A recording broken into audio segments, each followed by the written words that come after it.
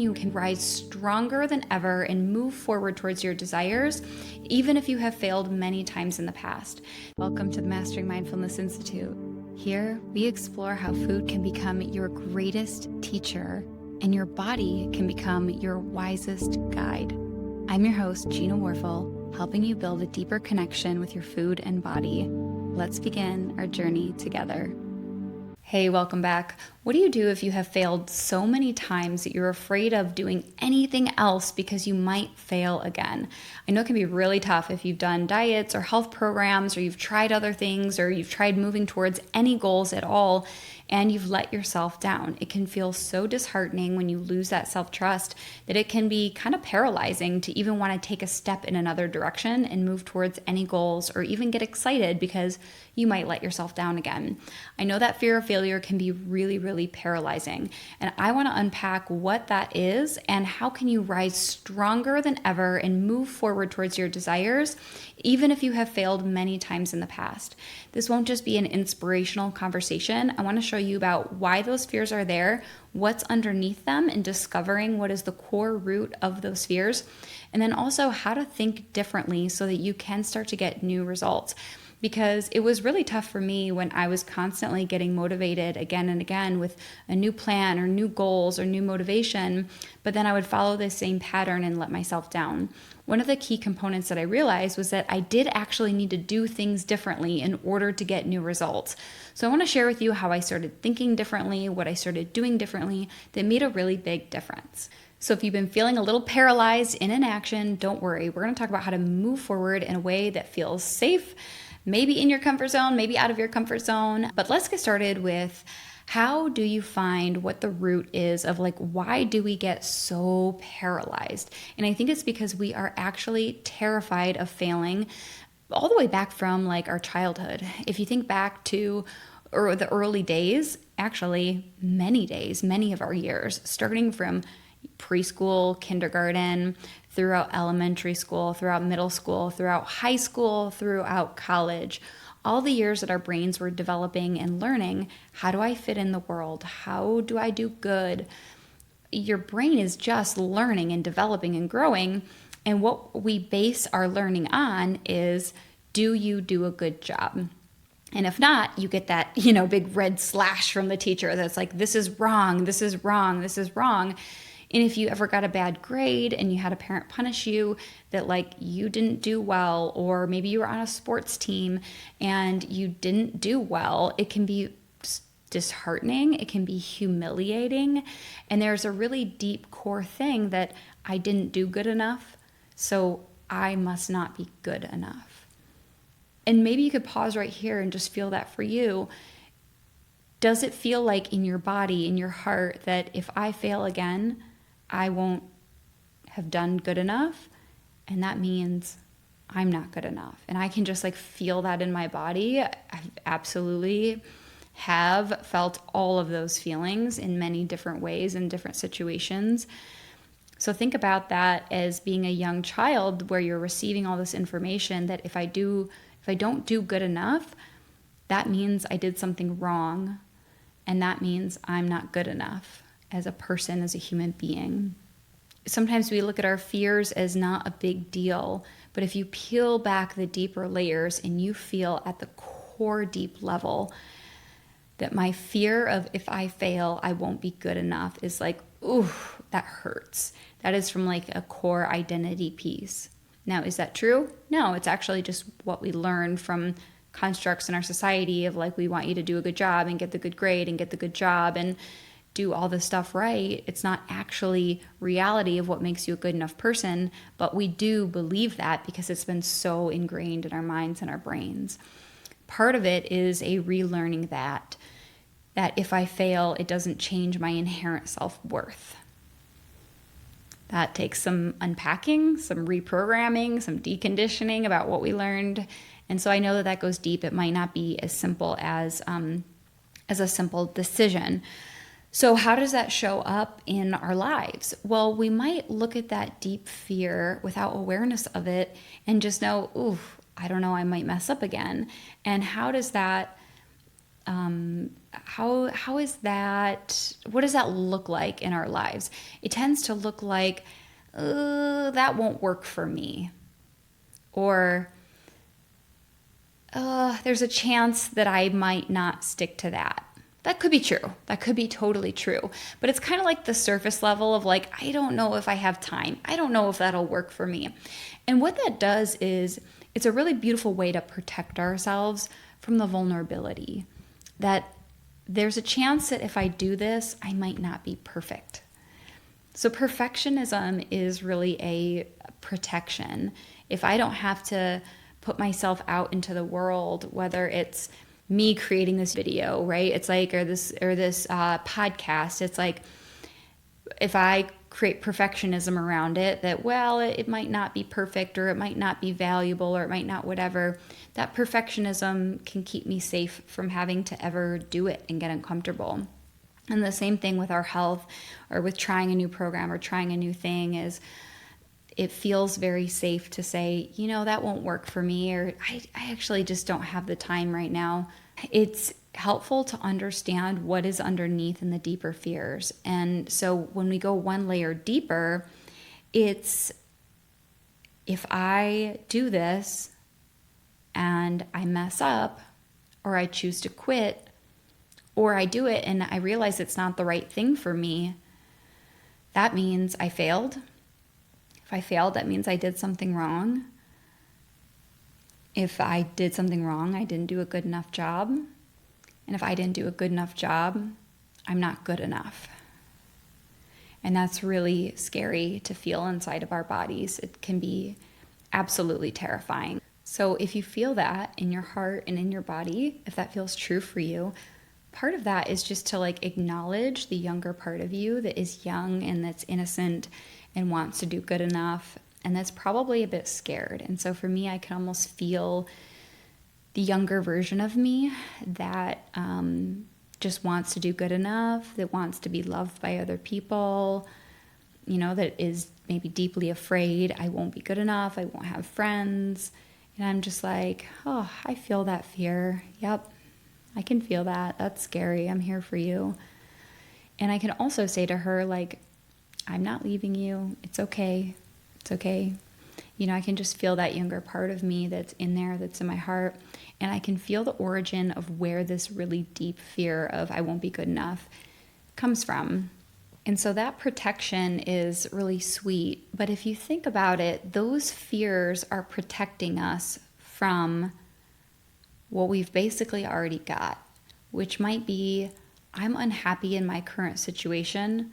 I want to change, but I'm afraid of change because I might end up right back where I already am.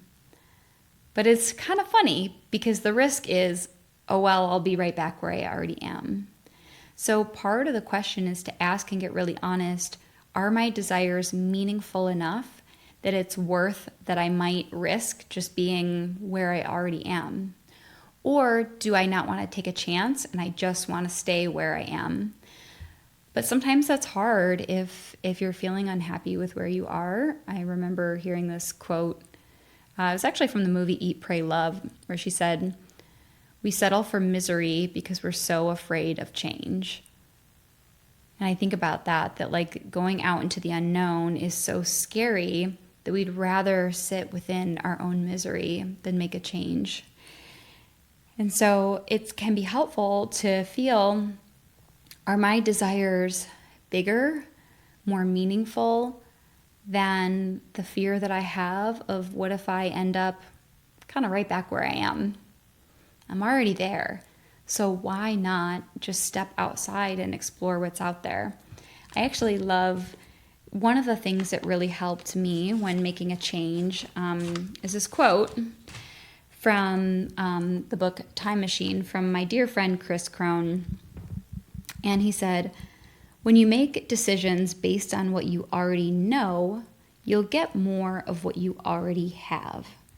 If you don't like where you are, seek the wisdom and experience of those who have far surpassed where you wish to go instead of relying only on past information.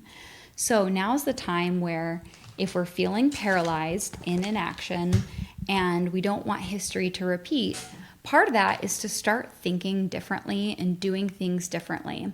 And so start seeking outside wisdom from what you already know. If you use what you already know, you'll keep getting what you already have. So part of that fear of failure is I don't want history to repeat itself. I do think it's fair to say if the things that you tried in the past didn't work, start seeking wisdom outside of you from people who are where you do want to go so you can gain new information, new insights, new ways of doing things. And so I'm going to share with you here the different ways that I think and do things. Feel free to take whatever lands with you and toss whatever doesn't. But here's something that I really noticed that was a really big deal. When you do, let's say in the world of a health program, if you do a diet or a health program that says, follow this sheet of foods to eat, don't eat these foods. Eat these, don't eat these. When you follow a list of rules, it really psychologically messes us up because we're like, this is what I am supposed to eat. This is what I can't eat. And the reality is we cannot be perfect. It's very, very hard to be perfect robots that just follow a sheet of paper. So if you do try to do that, what ends up happening is really interesting is as soon as you get off of that sheet of rules, you'll end up having these weird thoughts like, oh, well, you already messed up. You might as well really enjoy this. Start over again tomorrow. And that's when you really lose it and end up really sabotaging yourself and going in a mental downward spiral. So I think that the way of the traditional dieting path of eat this, don't eat that, food rules, I know it feels safe. I know it feels like you have more accountability because you have rules and you don't trust yourself without having rules. But I'm telling you, that is what is causing you to fail. Because when you do a diet, there is a pass and a fail. And we cannot forever get a new plan and only follow this food list. And every time you step outside of it one time, you view it as a failure and then you go into a downward spiral. I can tell you if you're doing that, that is what is keeping you stuck. I want to encourage you to try something different. It's going to feel vulnerable. It will feel scary because you're letting go of rules. It is like you're crossing the monkey bars from letting go of one side and grabbing onto the other side, and you have to let go. I know it can feel a little bit scary. But what you want to move towards is instead of having lists with rules of what you can and can't have, instead you want to move toward building your knowledge. How do I empower myself with the good things that my body needs, and why does my body need them? You don't have to go to nutrition school. You don't have to become a dietitian. Learn the basics, okay? So now the basics are what I use. I don't actually use a ton of the ins and outs of things that I learned. I just use the basics. And the basics are basically that I need to have a protein at every meal. It's one of the most overlooked things. Protein keeps me full. It keeps me satisfied. It builds my muscles. That's one of the things I need. So now I'm not following a rule, but I'm looking, okay, how do I get my protein? I have lots of flexibility. It might be chicken. It might be steak. It might be turkey. It might be this. It might be all these different ways that I can do it. And I have the flexibility and I feel empowered and I'm not boxed in by a meal plan or by rules. And then I'm like, okay, I know my body needs vegetables. Why? Those fibers are good for my digestive tract. Those colors are going to protect my cells. Okay, where can I get more colors? And I start to look for vegetables that I like that are different colors. And then I'm like, okay, I know my body actually, it needs a source of fat. Why? Fats are really anti-inflammatory. They're really good for my body. Okay, avocado. I like avocado. I can add that. And as you're building your knowledge, you're adding some more things in and you're finding things that you love, and there's no passing or failing, but you're gradually building up all the things that are good for you, and you're excited to start building in more things. And now if you veer off, that's not a failure. You don't go into a panic. You don't go into a downward spiral. You're focusing on what can I continuously over time add in because it's good for me. Naturally, it tends to start pushing some of the less healthy stuff out. And so that building your knowledge really builds your confidence. Aside from that, when you are maybe eating in a way that doesn't feel really good to you, when you use the diet mentality of just use willpower to not eat it, it's very likely that those cravings are going to show up because willpower isn't strong enough. So when you go off from the plan, eventually you feel like a failure. I like to take away the idea of failure because I genuinely believe that there are no good or bad experiences. We just have experiences, and everything is an interesting relationship to discover. So for example, let's say you're like, oh my gosh, I lost control over the cookies and I ate too many of them. If you use the old diet mentality of like, you shouldn't have had the cookies, you go into that downward spiral, you eat a bunch of them, you feel like crap, and then you go into that guilt, and then eventually you start over and you're like, why do I keep failing? What is wrong with me? If we shift to a curiosity mindset of where we don't see any of them as a wrong situation, but like, I'm curious what was going on in that moment. And then I might be like, okay, that's interesting. I had a really stressful day today, and it was so overwhelming that I actually needed to check out from my stress, and I felt better while I was eating the cookies.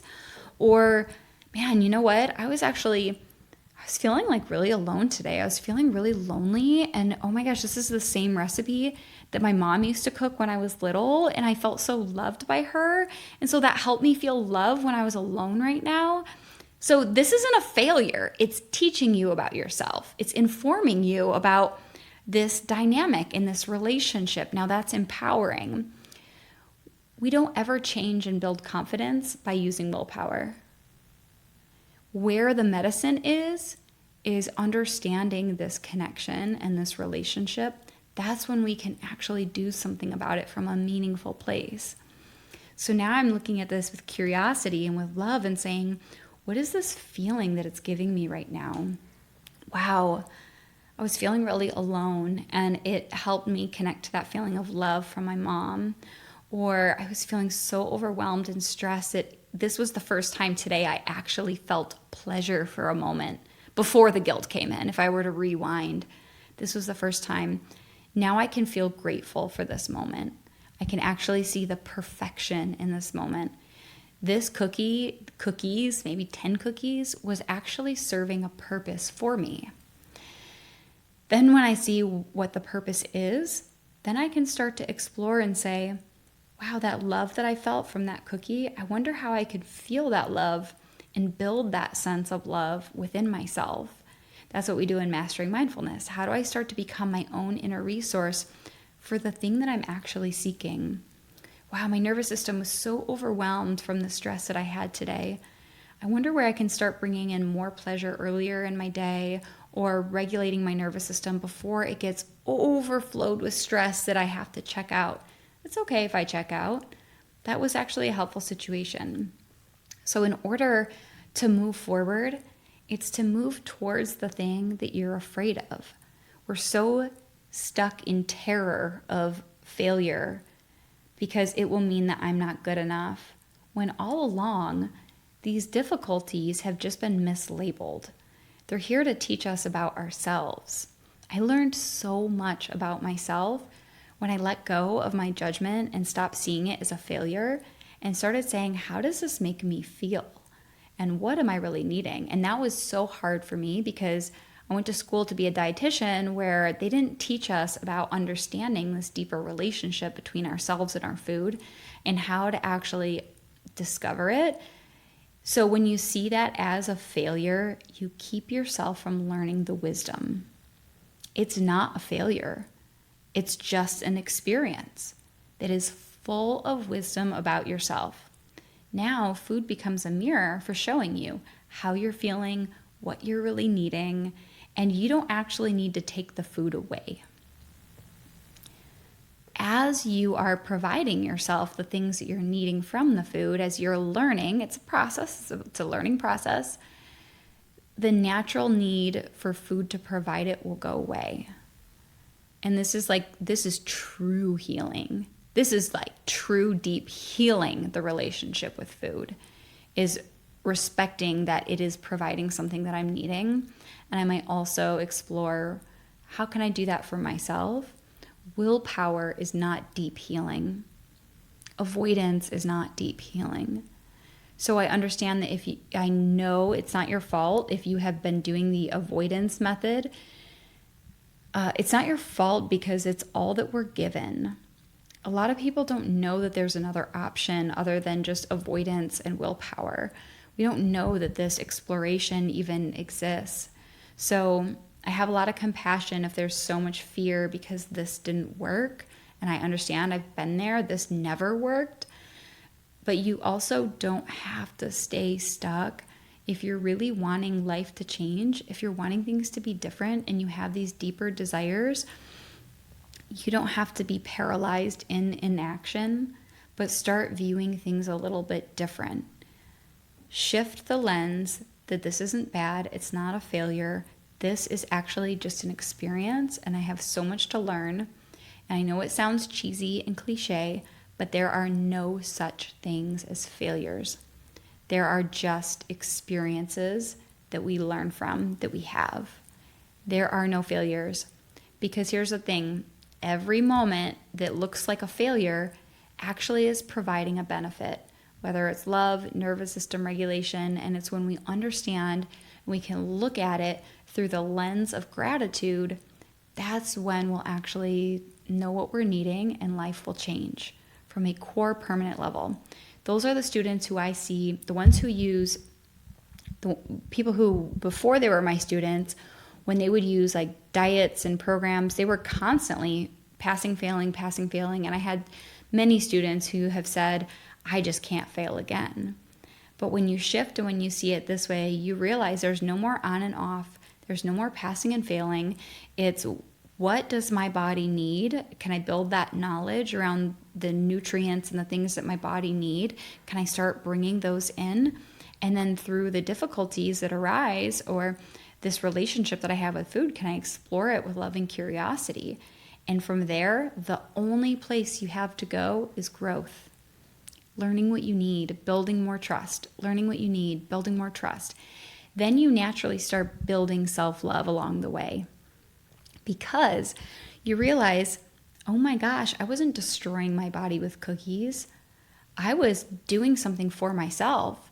After I've been taking care of kids all day, I've been running around, I've been like doing all these errands, I've been depleted. This was my first attempt to give myself pleasure, to do something for me. It actually feels like self-love. And then it's like, oh, I've actually been loving myself. I just didn't know how in any other way. Now the adventure becomes, how do I continuously care for myself, love myself, provide more pleasure? And then that loss of control won't happen. It'll be less and less and less. So this path of curiosity and shifting the lens around failure is beautiful. You create more love, you create more self-trust. It's only growth. There's no passing and failing, and there's no on and off. So here's a final reframe. Instead of saying, what if I fail? Start seeing these failures as really important, meaningful lessons and experiences to learn about yourself. So what will I learn as I fail, or as I have different challenges or different uncomfortable situations? Instead of what if I fail, ask what will I learn? And that will continuously launch you forward towards your desires. This isn't about will you actually fail? It's about your perception of failure and looking at it differently. Those who stay stuck perceive their failures as that means I'm not good enough. Those who move towards their desires, they don't keep themselves from failing. They know they're going to struggle. They're going to have moments that they don't like, but they're humble enough to say, it's all okay. I wonder what I have to learn today. So I hope you found this insightful. We went over where it comes from, how deeply that fear of failure hurts. You can feel that younger part of you that's like, I know this is scary. I'm here for you. I know this probably feels like you're not good enough. It's going to be okay. We talked about connecting to your heart's deepest desires, and are those bigger and more meaningful than the fears of staying probably where you already are? And then thinking differently by starting to seek advice and wisdom from people who are doing things differently. So if you have done different plans and you keep getting the same results, how can you seek new wisdom outside of you that is not the same thing so you don't keep continuously getting the same results? And then how can you shift your lens from these are failures to what do I have to learn along my path to growth? Because really the only place where we experience new results is the places that we haven't been before. It's in the unknown territory. It's not in the known, or else we would just keep getting the same thing. So there will be times where we don't do things perfectly. We can't be perfect. That's okay. When you let go of that perfectionism, that's when you'll move forward. If you want my help, this is the kind of stuff we do in Mastering Mindfulness. There's a free training, Reclaiming Your Power with Food, on the Mastering Mindfulness Institute. I coach with all my students there, so feel free to check that out if you want any support, and feel free to leave any comments you have on here if this was helpful, if this gave you a little inspiration, maybe to take a step forward or to look at things differently. I would love to hear any questions that you have, if it's around your fear of failures, or even if you're thinking about trying a new health plan or a new program and you're not really sure if that's going to create and set you back up for failure, and you want some thoughts or an opinion. I'm not against health programs at all. I love learning about nutrition. I think that that's super important. But I do think that your strategy and your approach is important. So just be thinking about that, having the courage to move towards your desires, connect to them, feel them, see them every single day, and know that they do really matter. And I will see you next time.